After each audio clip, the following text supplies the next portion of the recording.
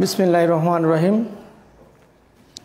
একাদশ শ্রেণীর ছাত্রীবৃন্দ, আসসালামু আলাইকুম। আশা রাখি তোমরা যে যেখানে আসো ভালো আছো। তোমাদেরকে বিজয় দিবসের শুভেচ্ছা। গতকাল আমরা সারা দেশেই আনন্দ উৎসব পালন করেছি, সারা জাতি পালন করেছে। তোমরাও নিশ্চয়ই পালন করেছো, উপভোগ করেছো। গতকালটা ছিল বাঙালি জাতির ইতিহাসে একটি স্মরণীয় দিন। দিনভর সারা দেশের মানুষ এটা পালন করেছে। তো সে বিজয় দিবসের পরে আজকের আবার আমি তোমাদের সামনে হাজির হয়েছি। অনলাইন ক্লাসে তোমাদেরকে স্বাগতম জানাচ্ছি। শিক্ষার্থী বন্ধুরা, ইতিমধ্যে আমরা দ্বিতীয় অধ্যায়ের নিয়ে আলোচনা করতেছিলাম। অধ্যায় নিয়ে ব্যবসা পরিবেশের উপাদানসমূহ। সেখানে 6টি উপাদানের মধ্যে আমরা 4টা উপাদান আলোচনা করেছি, নিশ্চয়ই তোমাদের মনে আছে। একটা হচ্ছে প্রাকৃতিক পরিবেশ, অর্থনৈতিক পরিবেশ, সামাজিক পরিবেশ, রাজনৈতিক পরিবেশ। এই পরিবেশগুলো সম্পর্কে তোমাদেরকে ব্যাখ্যা দিয়েছি। আজকে আমরা আলোচনা করব এরপর থেকে, অর্থাৎ প্রযুক্তিগত পরিবেশ এবং তোমার লাস্টলি যেটা আছে সেটা হচ্ছে আইনগত পরিবেশ।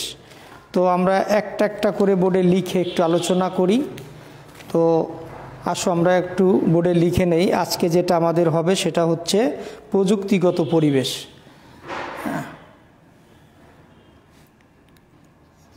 প্রযুক্তিগত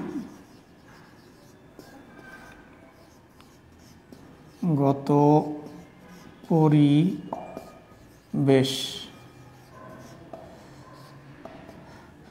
এই প্রযুক্তিগত পরিবেশের উপাদানগুলো তোমরা একটু লিখে নাও।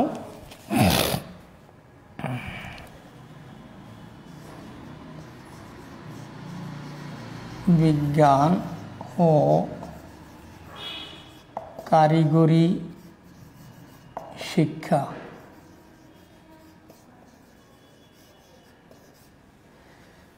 দুই, বিজ্ঞান ও প্রযুক্তির ব্যবহার। বিজ্ঞান ও প্রযুক্তির ব্যবহার। 3, উন্নত প্রযুক্তি ব্যবহারকারী প্রতিষ্ঠানসমূহ। উন্নত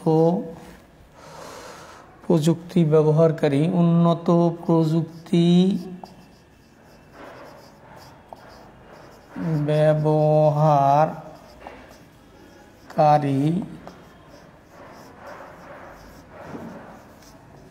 প্রতিষ্ঠানসমূহ। 4, প্রযুক্তি আমদানির সুযোগ। প্রযুক্তি আমদানির সুযোগ। শিক্ষার্থী বন্ধুরা, তোমরা দেখতে পাচ্ছ আমি ইতিমধ্যে বোর্ডে প্রযুক্তিগত পরিবেশের উপাদানগুলো আমি মোটামুটি এখানে লিখে ফেলেছি।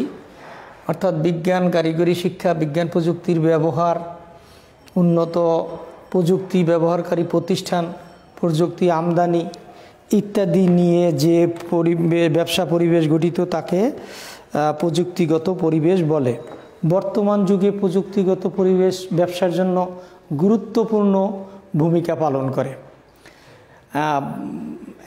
এখন আর হাতে কলমে সেরকম পরিচালিত হতে দেখা যাচ্ছে না। এখন ধরো যেখানেই যাচ্ছ যন্ত্রপাতির সাহায্যে জিনিসপত্র উৎপাদন, এমনকি হিসাব রক্ষণ ইত্যাদি পরিচালিত হয়ে থাকে। যে প্রতিষ্ঠান যত বেশি প্রযুক্তি ব্যবহার করতে পারে সেই প্রতিষ্ঠানে তত বেশি আধুনিকতার ছোঁয়া লেগে আছে। বর্তমান যুগ বিজ্ঞানের যুগ। এই বিজ্ঞানের যুগে এবং প্রযুক্তির মাধ্যমে মানুষ নিত্য নতুন পণ্যদ্রব্য উৎপাদন করে, আবিষ্কার করে এবং সেগুলো উৎপাদন করে বাজারজাতকরণ করে মানুষের ব্যবহার উপযোগী করার জন্য।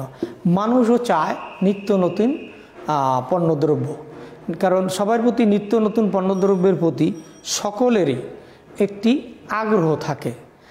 আর সে প্রযুক্তির মাধ্যমে এই নিত্য নতুন পণ্যদ্রব্য আবিষ্কার করে সেটা মানুষের ব্যবহারের উপযোগী করে বাজারজাতকরণ করা হয়ে থাকে। সুতরাং প্রযুক্তি এবং প্রযুক্তির ব্যবহার এটা ব্যবসায়ের উপরে যথেষ্ট প্রভাব পড়ে। বর্তমান যুগে দেখবা তোমরা হিসাবটাও কম্পিউটারে করা হয়ে থাকে। তোমরা ক্যালকুলেটর ইউজ করো, এটাও একটা প্রযুক্তি। বড় বড় যোগ বিয়োগ গুণ ভাগ এই ধরনের নানা ধরনের হিসাব এই ক্ষেত্রে কিন্তু আমরা সবাই স্বল্প সময়ে নিমিষেই করে ফেলতে পারি। সেইভাবে উৎপাদন বিক্রি করার পরে আগে হাতে রসিদ দেওয়া হতো। এখন তোমরা বড় বড় স্টোরে গেলে দেখবা তুমি পণ্যদ্রব্য কিনলা, এটা মেশিনে প্রিন্ট করে চলে আসে। এই যে বাটা শু কোম্পানি বলো, তারপরে অ্যাপেক্স, এইরকম যত উন্নত ধরনের প্রতিষ্ঠান আছে, এই উন্নত ধরনের প্রতিষ্ঠান এমনকি ছোটোখাটো প্রতিষ্ঠানও এগুলো চলে আসে। সুতরাং আমরা বুঝতে পারতেছি যে আসলে এই যে প্রযুক্তি এবং প্রযুক্তির ব্যবহার এইটা ব্যবসায়ের জন্য গুরুত্বপূর্ণ ভূমিকা পালন করে। তো আসো শিক্ষার্থী বন্ধুরা, আমরা আমাদের আরেকটি আছে সেটা আমরা একটু লিখে নেই, এটা মুছে ফেলি।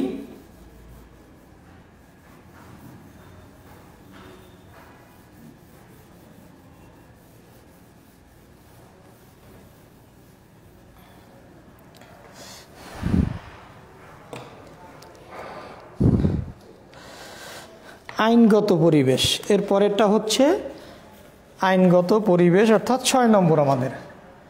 হ্যাঁ, আইনগত পরিবেশ। এই আইনগত পরিবেশের উপাদানগুলো হচ্ছে আবার বাণিজ্যিক ও শিল্প আইন, বাণিজ্যিক ও শিল্প আইন,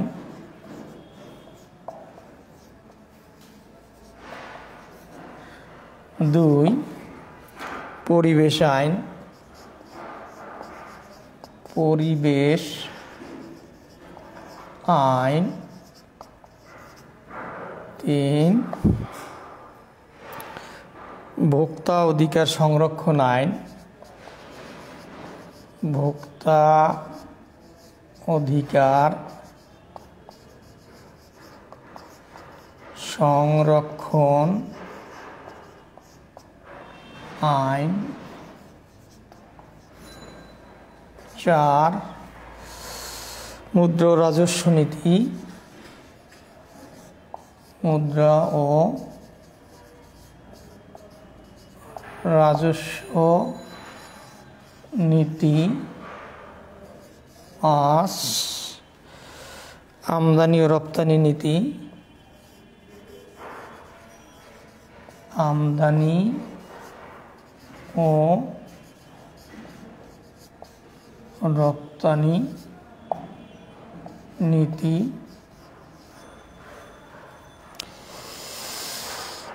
আইনের অনুশাসন,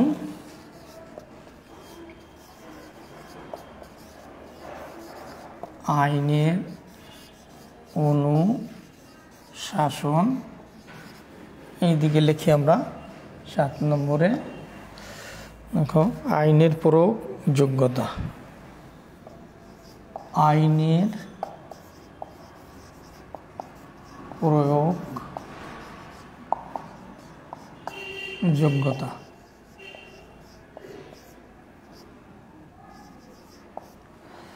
শিক্ষার্থী বন্ধুরা, আইনগত পরিবেশের উপাদানগুলো হচ্ছে বাণিজ্যিক ও শিল্প আইন, পরিবেশ আইন, ভোক্তা অধিকার সংরক্ষণ আইন, মুদ্রা ও রাজস্ব নীতি, আমদানি রপ্তানি নীতি, আইনের অনুশাসন, আইনের প্রয়োগযোগ্যতা। এই যেগুলো দেখছো এগুলো হচ্ছে আইনগত পরিবেশের উপাদান। এখন এখান থেকেও তোমাদের যে কোনো একটা এখান থেকে অবজেক্টিভ অর্থাৎ নৈর্ব্যক্তিক অপেক্ষা থাকতে পারে। পরিবেশ আইন, কোন পরিবেশের অন্তর্গত? ওই যে তোমাদের 6টার কথা বললাম, তার মধ্যে আইনগত পরিবেশ একটা, আইনগত পরিবেশ, বাণিজ্যিক ও শিল্প আইন। তুমি যদি লেখো সামাজিক পরিবেশের উপাদান, তাহলে তো নিশ্চয়ই বুঝতে পারছো যে এটা হবে না। কেমন? তো আসলে এইগুলো একটু খেয়াল রাখতে হবে। আমাদের এইটা এই ব্যবসা পরিবেশের উপাদানের মধ্যে এটাই আমাদের লাস্ট, সেটা হচ্ছে আইনগত পরিবেশ।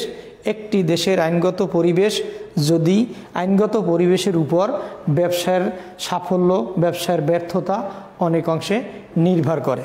কেমন? নির্ভর করে এইটা আইনের উপরে। আইন যদি ব্যবসায়ীদের অনুকূলে হয় তাহলে ব্যবসায়ীরা স্বাচ্ছন্দ্যে ব্যবসা বাণিজ্য করতে পারে। আইন যদি ব্যবসায়ের প্রতিকূলে হয় তাহলে সেক্ষেত্রে ব্যবসায়ীদের কষ্টের সীমা থাকে না। এছাড়াও আমি কতগুলো উপাদান লিখেছি, এই উপাদানগুলো কিন্তু ব্যবসায়ের উপরে যথেষ্ট প্রভাব পড়ে। বাণিজ্যিক ও শিল্প আইন, যেমন শিল্পটা যেখানে সেখানে কিন্তু গড়ে তুলতে পারো না। ইচ্ছা করলেই তুমি আমি বা যারা শিল্পপতি আছেন, যেমন মনে করো আবাসিক এলাকা পরিবেশ দূষণ করে, মানুষের চলাচলে বিঘ্ন ঘটায়, ফসলের ক্ষেত্র, এই সমস্ত জায়গায় একটা শিল্প কিন্তু স্থাপন করা যায় না। কারণ কি? তাহলে তারা আইনের শিকার হয়ে যাবে। কারণ যেখানে মানুষজন বসবাস করে সেখানে পরিবেশ দূষিত হবে। এই জন্য আবাসিক এলাকায় কিন্তু শিল্প প্রতিষ্ঠান গড়ে তুলতে পারে না। যদি কেউ গড়ে তুলে, সেখানে যদি আইনের আশ্রয় কেউ নেয়, আইনের আশ্রয় নিলে সেখান থেকে যে টাকা ইনভেস্ট করছে সেইটাই তার লোকসান হয়ে যাবে। তখন তাকে এটাকে সরিয়ে নিতে হবে। এই রকমের একটা আইন করা আছে। আইন খারাপ না, আইন হচ্ছে মানুষের মঙ্গলের জন্য, আইন হচ্ছে মানুষের ভালোর জন্য, জনগণের মঙ্গলের দিক বিবেচনা করেই কিন্তু আইন পাস করা হয়। এই আইনটাও হচ্ছে ব্যবসায়ের উপরে যথেষ্ট প্রভাব পড়ে। পরিবেশটাও সেরকম। যখন একটা ব্যবসা প্রতিষ্ঠান স্থাপন করবে তখন পরিবেশের কথা চিন্তা করতে হবে। পরিবেশের যদি ক্ষতি হয়, মানুষের ক্ষতি হয়, তাহলে সেই স্থানে ব্যবসাটাকে স্থাপন করা যায় না। এইরকম দুই একটা হলেই তো তোমরা বুঝতে পারছো। ভোক্তার অধিকার আছে। আমরা যে পণ্যদ্রব্য কিনবো, এর যারা পণ্যদ্রব্য কিনে এবং ব্যবহার করে তারাই তো ভোক্তা। এই ভোক্তাদেরও কিন্তু অধিকার আছে। বিক্রেতার যেমন আছে, ব্যবসায়ীর অধিকার আছে। যারা পণ্যদ্রব্য ক্রয় করে, পণ্যদ্রব্য ভোগ করে, এই ভোক্তাদেরও অধিকার আছে। এই ভোক্তাদের দিকে লক্ষ্য রাখতে হয়, যেটাও ব্যবসার উপরে প্রভাব পড়ে। যারা ভোক্তার দিকে লক্ষ্য রাখে না তারা কিন্তু ব্যবসায় টিকে থাকতেও পারে না। সুতরাং এই সমস্ত বিষয়গুলি দিকে লক্ষ্য রাখতে হয়। তারপরে তোমার যে দেখো আমদানি রপ্তানি, আমি একটা লিখছি, বিদেশ থেকে নিজেদের দেশে যখন মালামাল উৎপাদন হয় না, পর্যাপ্ত থাকে না, তখন পণ্যদ্রব্য বিদেশ থেকে কিনে আনতে হয়, যেটাকেই তো বলা হয় আমদানি। আবার নিজের দেশের উৎপাদিত পণ্য নিজের দেশের চাহিদা মিটিয়ে বিদেশে রপ্তানি করতে হয়।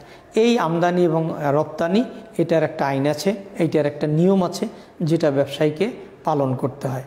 এইটা যদি একটু সহজ সরল হয় তাহলে পরে ব্যবসায়ীদের পক্ষে ব্যবসা করা সহজ হয়ে দাঁড়ায়।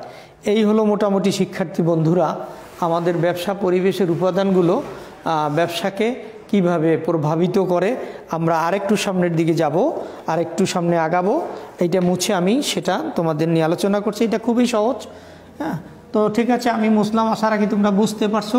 এই রকমের একটু ধারণা নিলে, এই 6টি পয়েন্টের উপরে ধারণা নিলে আমি আশা রাখি তোমাদের এখান থেকে কোনো প্রশ্ন আসলে উত্তর দিতে সমস্যা হবে না।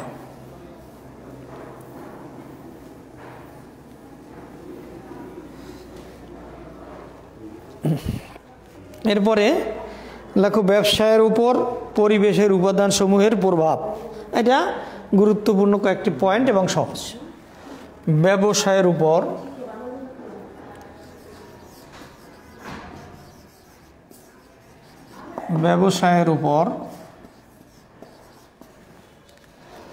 পরিবেশের উপাদানসমূহের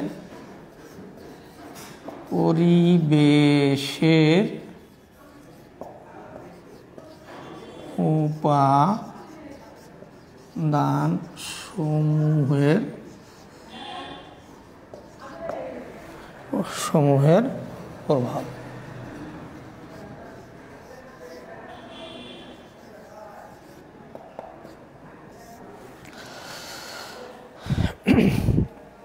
ব্যবসা করতে হলে ব্যবসার কতগুলো উপাদান দরকার। এই উপাদানগুলো ব্যবসায়ীকে ব্যবসার উপরে যথেষ্ট প্রভাব পড়ে। সেই উপাদানগুলো কি কি এসো আমরা একটু লিখে নেই, তারপরে আলোচনা করি। দেখো 1 নম্বরে আছে উপকরণ প্রাপ্তি। তোমরা লিখে নাও উপকরণ প্রাপ্তি।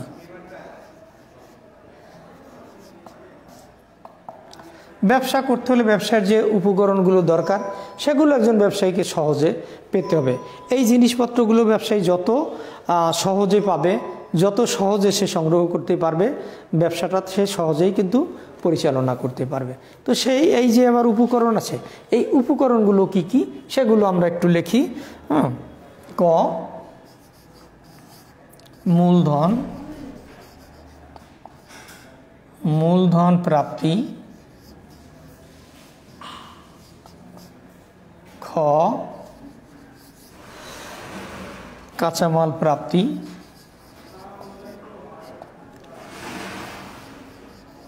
কাঁচামাল প্রাপ্তি। গ, কাঁচামাল প্রাপ্তি, বাজার সুবিধা। বাজার সুবিধা। এবং ঘ, শক্তি সম্পদের প্রাপ্যতা। শক্তি সম্পদের প্রাপ্যতা। মানব সম্পদ।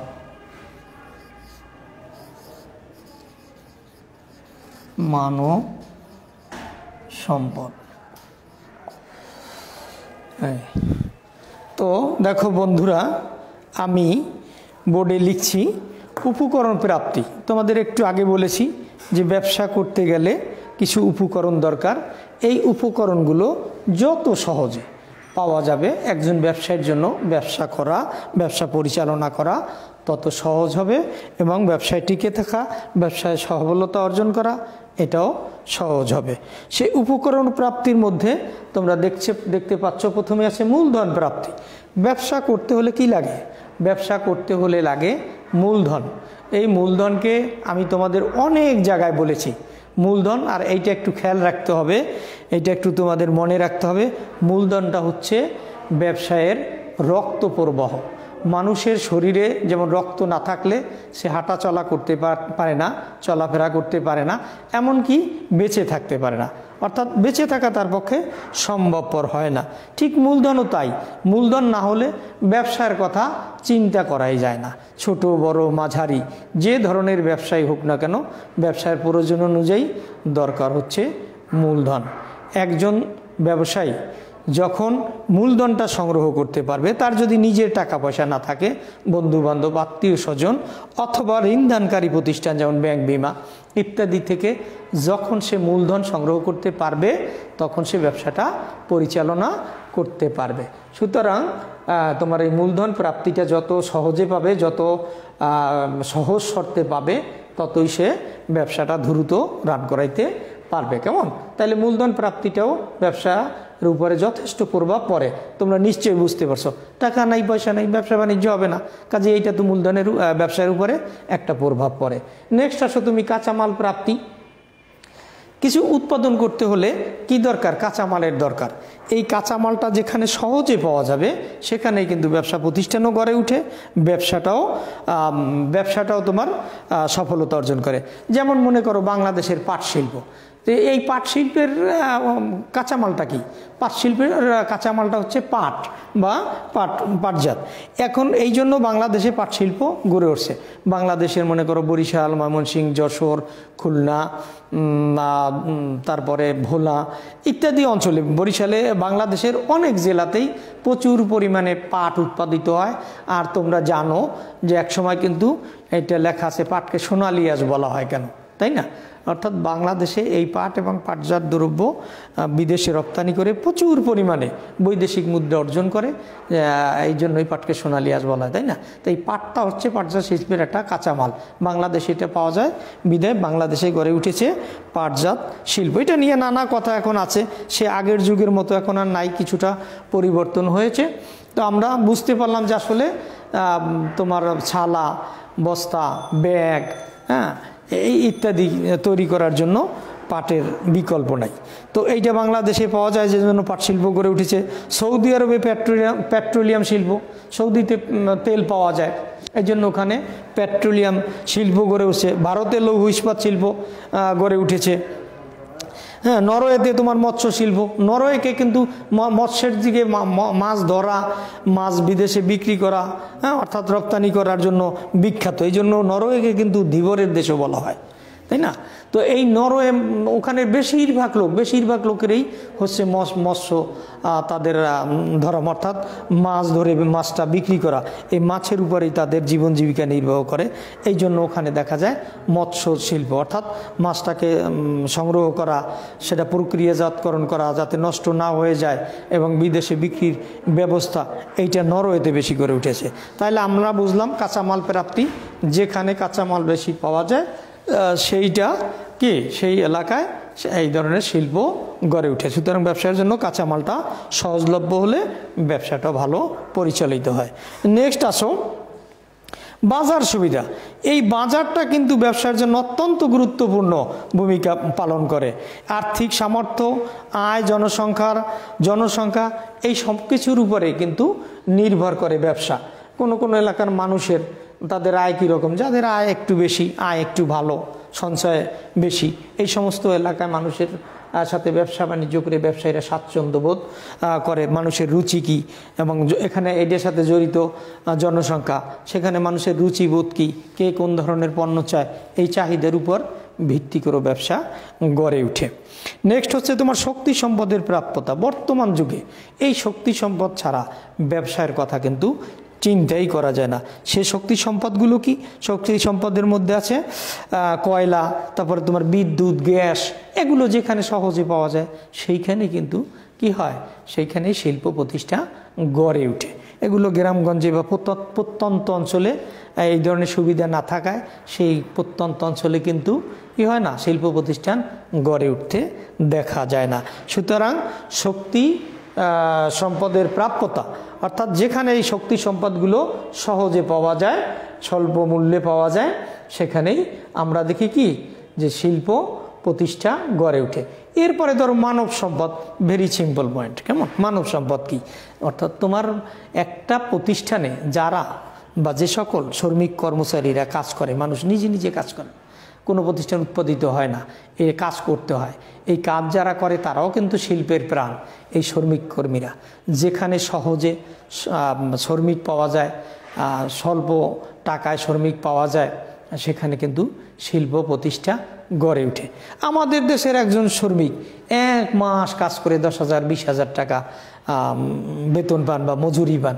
এই একই শ্রমিক একই পরিমাণ লেবার দিয়ে যদি জাপানের মতো যায়, কানাডা, অস্ট্রেলিয়া, এই সমস্ত জায়গায় যায়, সেখানে দেখা যায় সে 1-1.5 লক্ষ টাকা বেতন পান, তাই না? তাহলে পরে ওদের জন্য কিন্তু কষ্ট একটু বেশি। এখন আমাদের দেশে কিন্তু শ্রমিক সস্তায় পাওয়া যায়। একটা শ্রমিককে যদি 1-1.5 লাখ টাকা বেতন দিতে হইতো, তাহলে পরে জিনিসপত্র অনেক চড়া দামে আমাদের কিনতে হতো, আমরা কিন্তু কিনতে পারতাম না। এখানে এইটাও ব্যবসার উপরে প্রভাব বিস্তার করে। সুতরাং বন্ধুরা, আমরা বুঝতে পারছি যে এগুলো হচ্ছে তোমার ব্যবসার উপকরণ প্রাপ্তি 1 নম্বর। এইটা একটু মুছে আমরা আরও কিছু লিখি।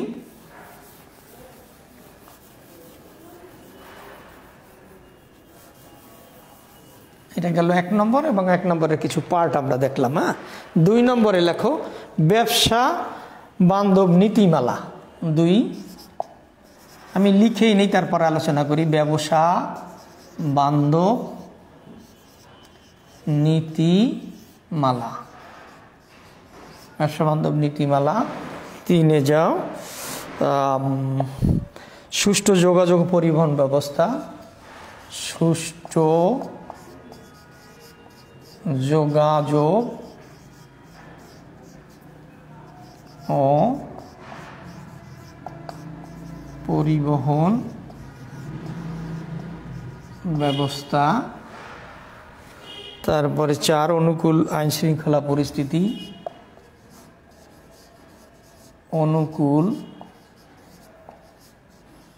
আইন শৃঙ্খলা পরিস্থিতি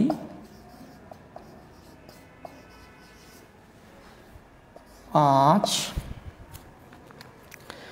ব্যবসায়ের সহায়ক সেবা, ব্যবসায়ের সহায়ক সেবা। এই ব্যবসায়ের এই উপাদানগুলো ব্যবসায়ের উপর যথেষ্ট প্রভাব বিস্তার করে। আমি কি লিখলাম? 2 নম্বরে লিখলাম ব্যবসা বান্ধব নীতিমালা। যেমন মনে করো শিল্পনীতি, বাণিজ্য নীতি, আমদানি নীতি, রপ্তানি নীতি, এগুলো হলো ব্যবসায়ের কিছু নীতিমালা আছে। সেই নীতিমালাগুলো যদি ব্যবসায়ের অনুকূলে হয়, সহজ সরল হয়, তাহলে ব্যবসায়ী সহজেই ব্যবসা করতে পারে, যেইটার উপরও ব্যবসায়ের প্রভাব পড়ে।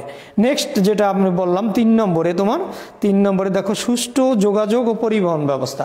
এইটা তোমাদের জন্য একেবারেই সহজ। সুষ্ঠু যোগাযোগ, ব্যবসা করতে হলে তোমার যেখানে ব্যবসায়ীরা আছেন দূর দূরান্তে, যে যেখানেই থাকুক না কেন, প্রত্যেকের সাথে একটা যোগাযোগ রক্ষা করতে হয়। কার কি মালের চাহিদা, বর্তমান যুগে তো মোবাইলের যুগ, আধুনিক প্রযুক্তির যুগ, এখন ঘরে বসেই।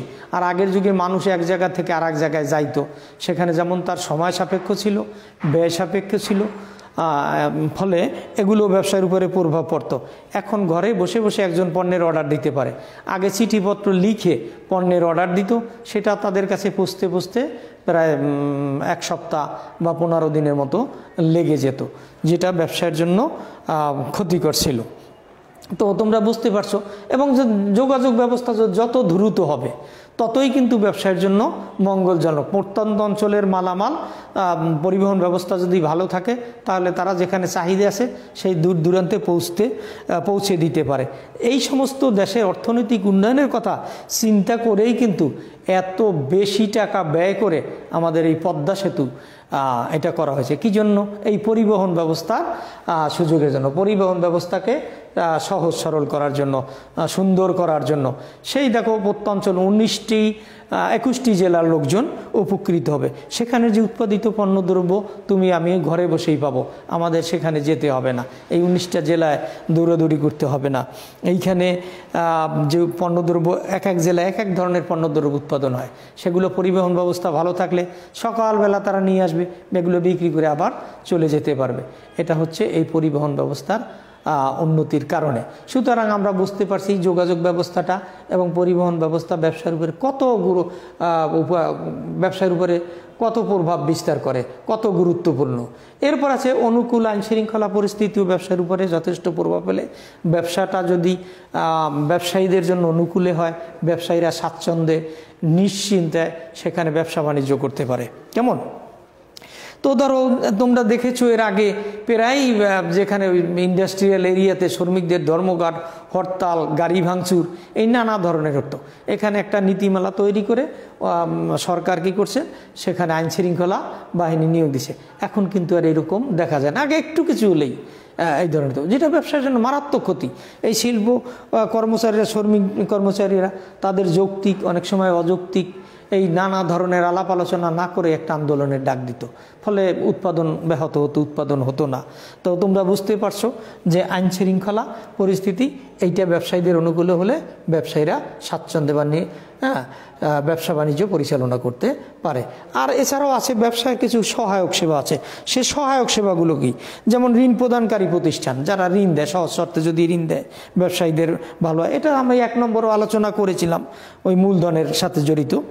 এরপরে আছে সরবরাহকারী, কিছু লোকজন থাকবে সরবরাহকারী যারা পণ্যদ্রব্য সংগ্রহ করে, আবার এদেরকে মধ্যস্থ ব্যবসায়ী বলা হয়। মধ্যস্থ ব্যবসায়ীদের মাধ্যমে এরা ভোক্তাদের কাছে সরবরাহ করে থাকে। মধ্যস্থ ব্যবসায়ী, আইন শৃঙ্খলা বাহিনী, ফায়ার সার্ভিস, ইঞ্জিনিয়ারিং ফার্ম, এই সমস্ত উপাদানগুলো হলো ব্যবসায়ের সহায়ক সেবা। এরাও ব্যবসায়ীদেরকে প্রত্যক্ষ এবং পরোক্ষভাবে কি করে, পরোক্ষভাবে সহায়তা করে থাকে, যা ব্যবসায়ীদের জন্য গুরুত্বপূর্ণ।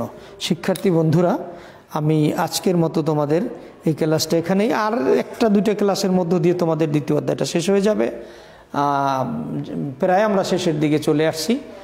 তো আজকের মতো আল্লাহ হাফেজ, তোমরা সবাই ভালো থাকো, সুন্দর থাকো।